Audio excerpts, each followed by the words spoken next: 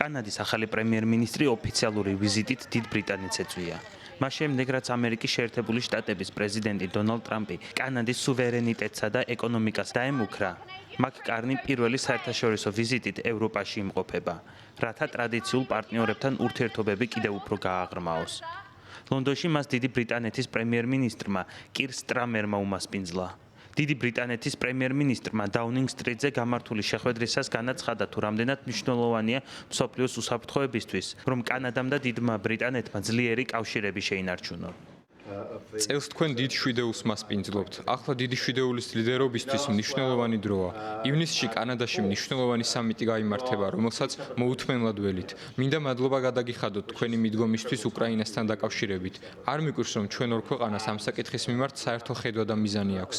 ასევე დიდი მადლობა, რომ შაბათს შემოუერთდით სურვილთა კოალიციის ზარს, რომელიც აძლიერებს მუშაობას, რომ უზრუნველყოს შეთანხმების დაცვა, თუ ეს შეთანხმება შედგება. კანადის პრემიერ-მინისტრმა, რომელიც დიდ ბრიტანეთამდე საფრანგეთში იმყოფებოდა და ემანუელ მაკრონს შეხვდა, ბრიტანელ კოლეგას მასპინძლობისთვის მადლობა გადაუხადა. მისი განცხადებით, ბრიტანეთსა და კანადას შორის ურთიერთობების შენარჩუნება და გაღრმავება, განსაკუთრებით უსაფრთხოების კუთხით, ამ ეტაპზე პრიორიტეტულია. როგორც თქვენ ახსენეთ, ჩვენს ქვეყნებს შორის შესანიშნავი ურთიერთობები გვაქვს. ის მართლაც განსაკუთრებული არ, რადგან ის საერთო ღირებულებებს ეფუძნება. ჩვენ ისტორიის იმ მომენტში ვიმყოფებით, სადაც მსოფლიო წესრიგი ხელახლა დგება. უკრაინის მაგალითზე თქვენი დიდი ბრიტანეთის ხელმძღვანელობით პრეზიდენტ მაკრონთან ერთად თქვენ შეძელით გადამწყვეტ მომენტში შეგეკრიბათ მსურველთა კოალიცია. ფიქრობ, ეს შეიძლება გადამწყვეტიც იყოს. სწორედ ეს უნდა იყოს გადამწყვეტი გრძელვადიანი მშვიდობის მისაღწევად.